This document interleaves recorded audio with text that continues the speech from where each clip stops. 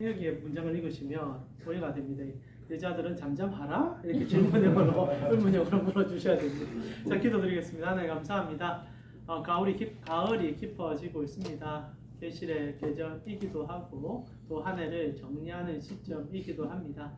올 한 해 주님 안에서 나는 어떤 열매를 맺었는지를 돌아보는 이 한 달, 또 이 하반기가 되게 해주시고, 부족할 수도 있고 연약할 수도 있고 때로는 기쁨과 즐거움이 있을 수도 있겠지만 모든 것을 주께 올려드리고 감사함으로, 그리고 하나님의 은혜 가운데로 더 들어가 이제 후반기에 하나님의 풍성히 주시는 은혜를 마음껏 누리고 그 은혜 때문에 기뻐하고 한 번 더 미소 지을 수 있는 우리 캠코 성교의 지체들 될 수 있도록, 특별히 이 수요 예배가 그리 될 수 있도록 인도하여 주시옵소서. 오늘도 말씀의 은혜를 갈급하게 찾고자 온 이들에게 하나님께서 길을 열어주시고 마음을 활짝 열어주셔서 주께서 허락할 말씀을 주실 걸 믿사오며 살아계신 예수님의 이름으로 기도합니다. 아멘. 네, 오늘 여자들은 잠잠하라 라는 제목으로 말씀 전하겠습니다. 제가 총신대학원 다닐 때 여성학 수업을 하셨던 교수님이 있습니다. 저희 교단이 워낙 보수적이니까 그런 수업 자체도 거의 하지 않는데, 이제 저와 제 종친이신 이제 강치성을 가지신 교수님께서 이제 수업을 개최를 하셨어요. 정말 좋았습니다. 저도 이제 정말 수업은 거의 학생들이 안 들었거든요. 교양 수업처럼 이렇게 취급이 돼서. 근데 너무 좋게 잘 들었고 많은 것을 배웠는데, 그 교수님께서 제가 졸업하고 몇 해 못 되셔서 이제 학교에서 퇴출이 되셨습니다. 그 이유는 이제 교수님들 돌아가면서 이제 예배 때 기도를 하시는데, 우리 이제 교수님께서 여성 안전 문제 가지고 대표기도 때 얘기를 하신 거예요. 하나님께서 이제 우리 총신에 여성의 안수에 길을 좀 열어주셨으면 좋겠다. 언제까지? 사실 이제 학교에 한 3분의 1 정도 여성 사역자가 매해 발출이 되거든요. 그분도 우리가 똑같은 학비를 내시고 똑같이 공부를 하시고 오히려 더 공부를 더 열심히 하는데도 한계점이 너무 명하게 지어지니까 선배로서 너무 답답하고, 그리고 명칭도 이제 우리 같은 경우에는 이제 목사란 명칭 안 주거든요. 여전히 이제 전도사님으로 한계를 지으니까 답답하셨는지 본인이 이제 어떻게 될지도 아시고 기도를 하신 거죠. 참 용사 같았다고 생각합니다. 아니나 다를까 바로 이제 징계위원회가 열렸고 그 해로 이제 강단에서 퇴출당하시고 다른 학교에서 이제 강의를 하시는 모습을 좀 보면서 잘못 안타까웠고 마음이 쓰렸던 적이 있습니다. 교회가 참 보수적입니다. 보수라는 게 오늘날 한국교회 보수도 그러하지만은 옛것을 지킨다는 의미가 주된 의미일 건데, 그런 것보다는 코에 걸면 코걸이, 귀에 걸면 귀걸이, 내가 좋은 대로 모이는 것이 보수가 되는 경우들이 많은 것 같아서 안타깝고, 그게 또 교회의 모습인 것 같아 가장 안타까울 때가 있습니다. 오늘 여러분과 제가 읽었던 본문이 사실 교회에서 가장 이제 여성의 인권과 사역에 대해서 어찌 보면 폄하하고 사역의 지평을 열어주지 못하는 구절로 사용되는 본문이기도 하죠. 보셨죠? 아시다시피 여성들은 잠잠하라. 그래서 특히 이제 요즘 젊은 목사들은 그런 얘기 안 하는데, 우리 위에 선배들은 정말 입에 담을 수 없는 혐오적인 발언까지 하면서 여성들에 대한, 사실 교회 3분의 2가 여성이거든요. 그런데 이런 혐오적인 발언을 하는데 그게 먹혀 들어가고 거기에 대해서 별 불만 없이 오히려 받아들이는 거 보면 참 안타까웠는데, 그때마다 이제 목사님들이 들고 쓰는 게 이 구절입니다. 그래서 오늘 저희는 이 구절이 진짜 그런 의미인가? 여성들은 교회에서 잠잠해야 되고 사역을 하면 안 되고, 그리고 집에 가서 남편에게 물어만 봐야 되는 그런 존재들인가? 라는 의문을 던져보면서 바른 신학적 해석을 통하여서 주님께서 남녀의 문제가 아니라 그 사람이라는 동질성 안에 하나님의 형상인 우리가 어떤 사역을 감당해야 될지를 함께 생각해 보았으면 좋겠습니다. 자, 실제로 오늘 여러분과 제가 읽었던 본문의 이 구절은 사실 무슨 말을 빼고 더하기보다는 참 불편할 수 있는 구절이기도 합니다. 특히 현대인의 시각으로는 참 옛날 생각이다라는 것을 넘어서서 비인간적이다라고 생각이 들죠. 34절 35절입니다. 여자는 교회에서 잠잠하라. 그들에게 말하는 것을 허락함이 없나니 율법에 이른 것 같이 오직 복종할 것이요, 만일 무엇을 배우려거든 집에서 자기 남편에게 물을 주니 여자가 교회에서 말하는 것은 부끄러운 것이라 라고 되어 있습니다. 자, 여러분 이 해석을 어떻게 하고 싶습니까? 이 구절에 대해서 어떤 생각이 듭니까?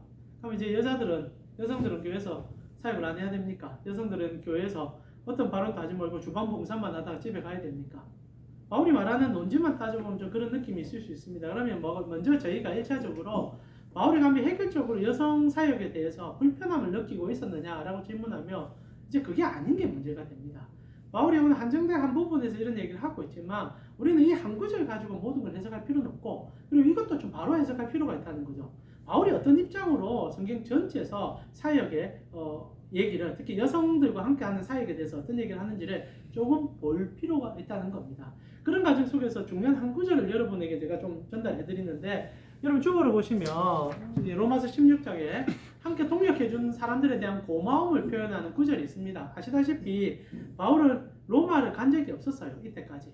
물론 이제 개인적으로 가신 적이 있을지 모르겠지만은 사역자로서 간 적은 없는데 이제 서신을 먼저 보내는 과정 속에 그 말미에 이때가 너무 고마웠던 분들에 대한 구절이 나오는데 이게 좀 잘못 충격적인 구절이 좀 등장을 합니다.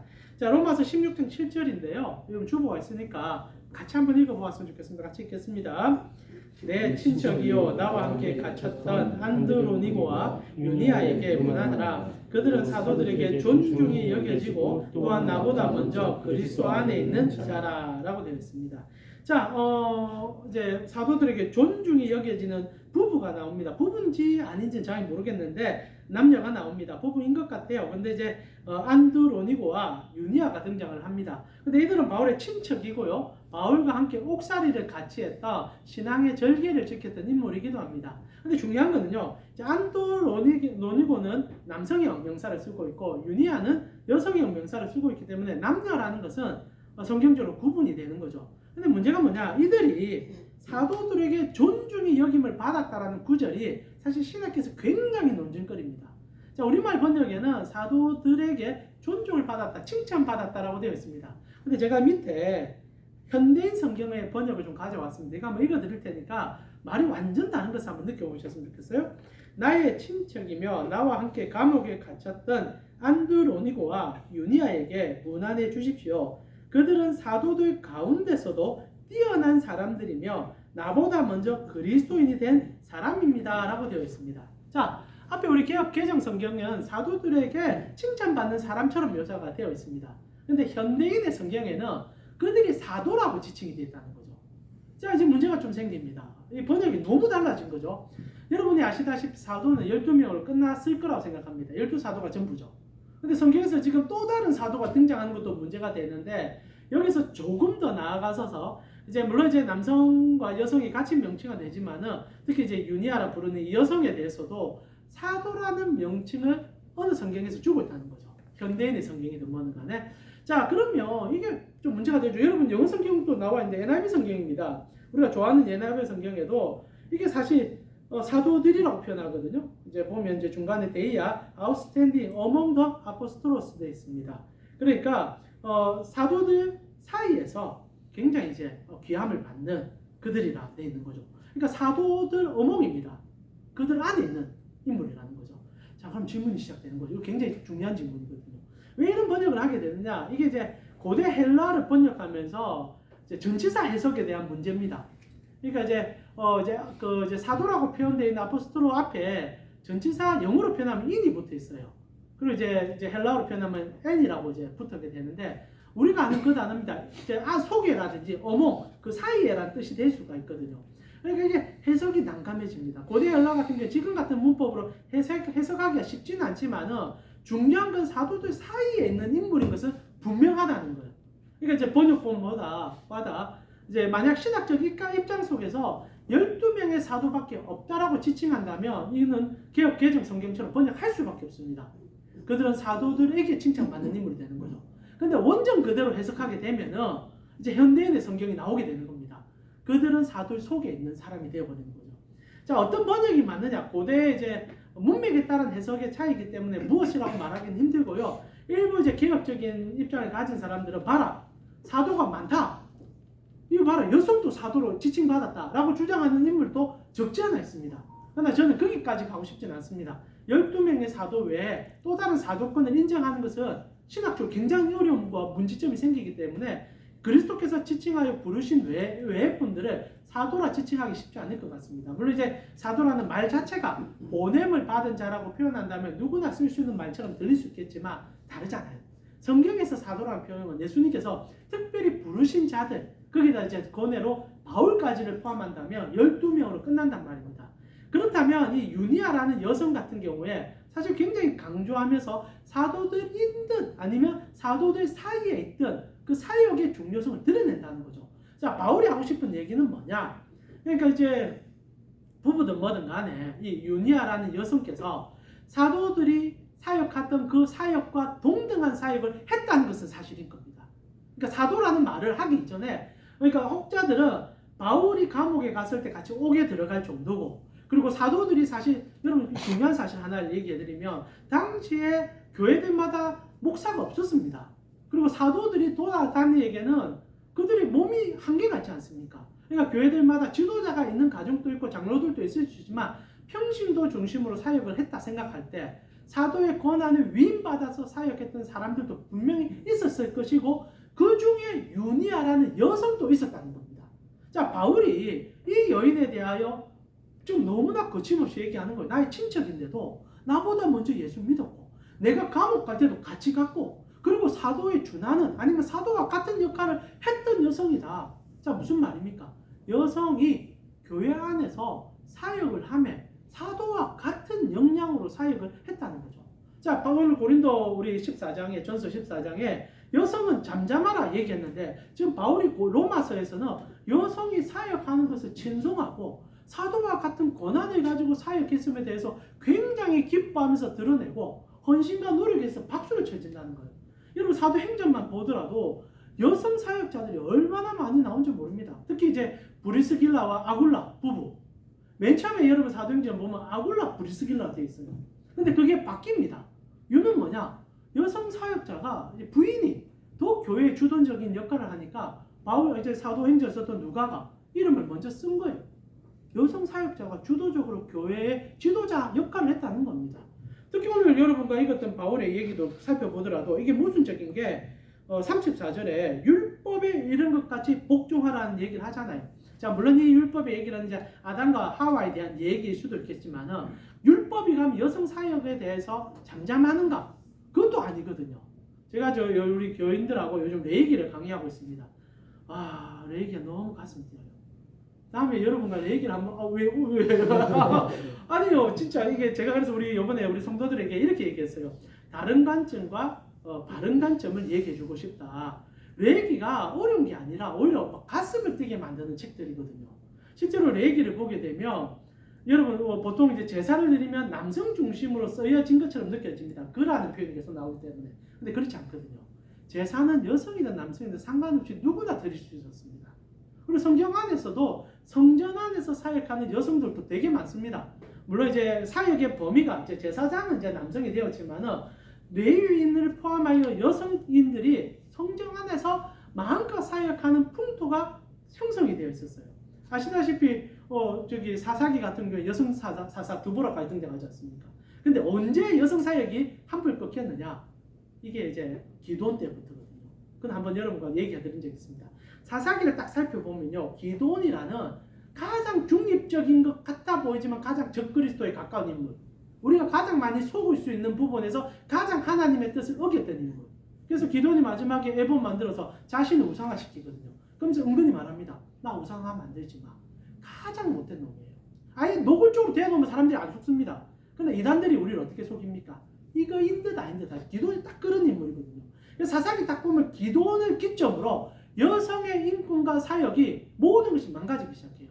그래서 기도원 이후로 어떻게 됩니까? 딸을 제물로 바치려는 입상 같은 인물도 등장하고, 그리고 이제 사사들 입장에서 보면 여성들에 대한 망언과 망발이 막 쏟아져 나오는, 그러니까 하나님을 온전히 이해하지 못할 때 여성들의 인권과 사역이 교회 안에서 꺾이기 시작한다는 거죠.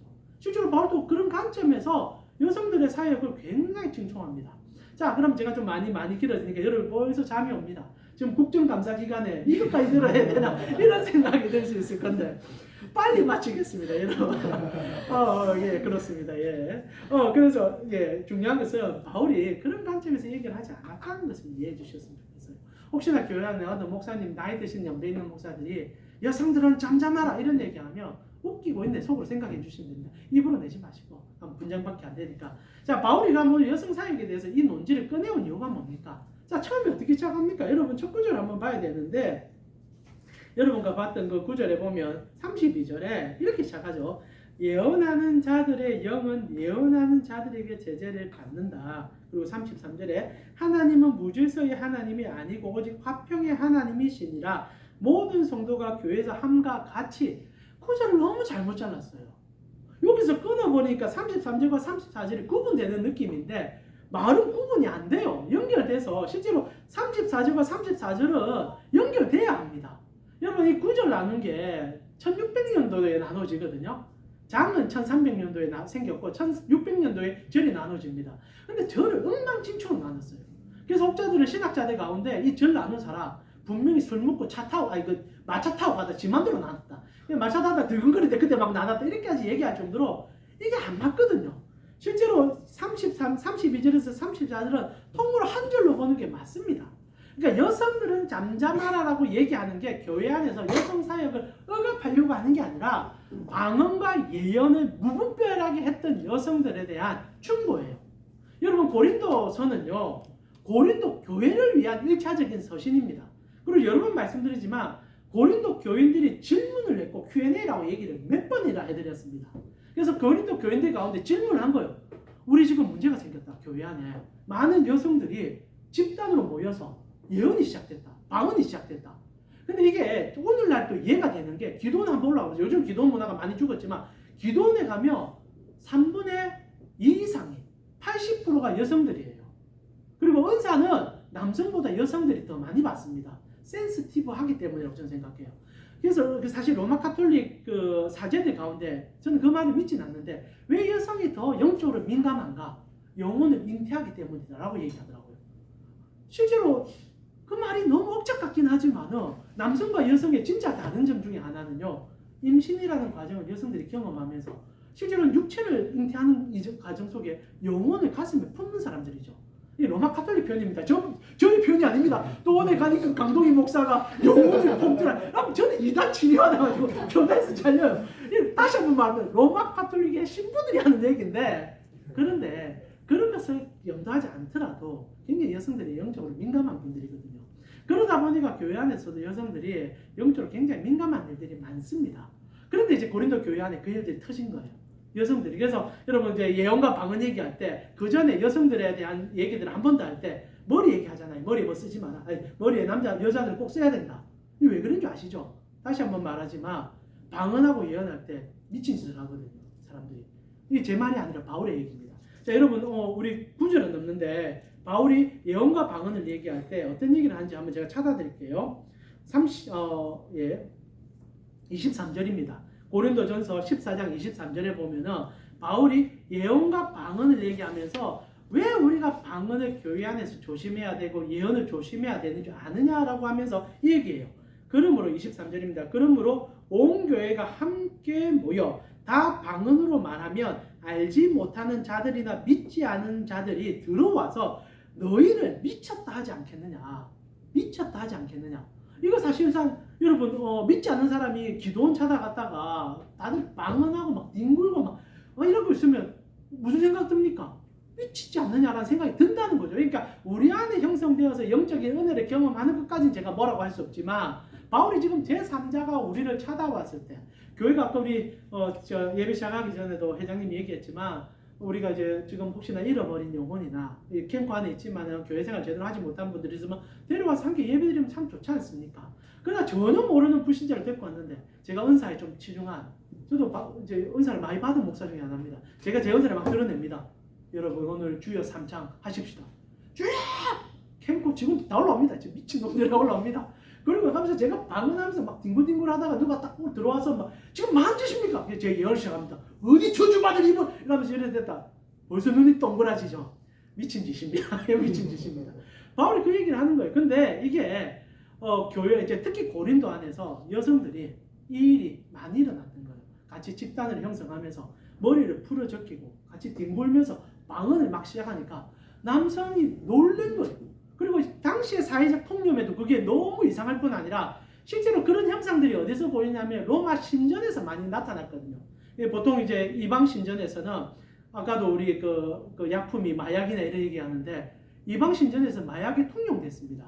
왜냐하면 엑스타시를 느껴야 신비로운 모습들이 일어난다 생각해서 마약을 통용하고 마약 먹고 예배드렸거든요. 그러니까 그런 관점의 일들이 일어난다고 생각하니까 이거 전혀 복음에 도움이 안 되고 문제가 생겨서 바울이 지금 약간 극단적인 얘기를 하는 거예요. 혹시나 예언과 방언의 문제 속에서 한 극단에 치다가 미친 짓까지 보이는 행동을 한다면 그걸 금지해야 되는데 너희 말 맞다나 그런 집단 가운데 여성들이 많이 모여 있으니까 좀 조심했으면 좋겠다 그 얘기입니다. 그래서 이게 고린도 교회 한정입니다. 1차적으로는. 그래서 너희 그렇게 모임을 갖는 여성들이 있다면 모임 빨리 폐하고 집에 가서 의논하고 회의해라. 그래서 남편이라는 권위를 존중해주는 얘기도 드러나는 것은 실제로 고린도 교회 안에 지금 권위가 역전됐다는 얘기도 포함하는 거예요. 여성의 권위가 더 높아진 거예요. 그러니까 남자들이 무서워가지고 이러다가 우리의 모든 옛날에 유교 사이에 교회가 처음 들어왔을 때 우리 양반 시대가 그랬던 것처럼 이러다 우리 망하는 거 아니냐라고 얘기했을 때 바울이 조율하면서 한쪽이 너무 극단으로 치달으니까 한쪽 극단을 얘기해 주면서 잘라내고 있다는 거죠. 그래서 바울이 마지막 구절에 뭐라고 얘기합니까? 39절에서 40절에 여성의 이 사역에 대한 얘기가 아님을 명확하게 얘기하면서 장을 끝냅니다. 그런즉 내 형제들아 예언하기를 사모하고 방언만 하기를 검하지 말라 하라고 얘기하는 거예요. 여성이든 남성이든 교회 안에서 마음껏 사역해라. 그런데 모든 것을 품위 있게 하고 질서 있게 해라. 방언을 해도 예언을 해도 아니면 교회에서 은사 사역을 해도 누가 봐도 멋지게 해라. 저는요 진짜 은사를 가졌을 때 멋진 사역자들 많이 봤습니다. 신유를 가진 어떤 제가 아는 장로님은요 너무너무 멋져요. 소위 말하는 이제 그 집회들 가가지고 고쳐주면서 막 안전뱅이나 이렇게 장애 우리 그 분들 데리고 와가지고 막 이런 게 아니라 제가 아는 어떤 장로님은 드러내질 않아요. 한의사분이신데 기도하시는 분이면 한의학을 해요. 근데 얼마나 품위가 있냐면 어느 이제 성도가 이제 더 이상 낫지 못하는 불치병을 가져서 장로님에게 기도를 부탁하러 오면 장로님이 꼭 얘기합니다. 꼭 기억하세요. 사람이 고치는 게 아닙니다. 제가 기도해서 고치는 게 아닙니다. 그리고 못 고칠 수도 분명히 있습니다. 그러나 하나님이 우리 사랑하는 지체를 사랑하시며 손을 대어 고쳐줄 것입니다. 그리고 조용하게 함께 기도하시다가 돌려보냅니다. 놀랍게도 고침받는 사람들이 많아졌고 그 소문이 퍼져서 찾아오는 분이 많은 장로님이 계십니다. 근데 여전히 드러내지 않아요. 찾아오면 언제나 먼저 고사하고 거절하는 장로님이 계셨어요. 제가 너무 잘 아는 장로님입니다. 사랑하는 우리 캠프 직원 여러분 꼭 기억하세요. 지금 바울이 하고 싶은 얘기는 남성 여성을 구분시켜서 여자는 조용해라는 얘기가 아닙니다. 은사를 표현하되 과하지 마라라는 얘기와 함께 오히려 연합하여 화목하여 사랑했으면 좋겠다는 얘기를 해주고 있음을 기억해 하셨으면 좋겠습니다. 그러면서 이 여성에 대한 얘기를 하면서 바울이 강조하는 것 방언도 자유롭게 하고 예언도 마음껏 했으면 좋겠다 얘기하는 거죠. 그래서 사실 저희가 저번 주에 설교 마무리하면서 예언하면서 마쳤지 않습니까? 오늘도 우리 서로 예언하면서 마치도록 하겠습니다. 우리 양옆에 우리 쳐다보면서 예언해 볼까요?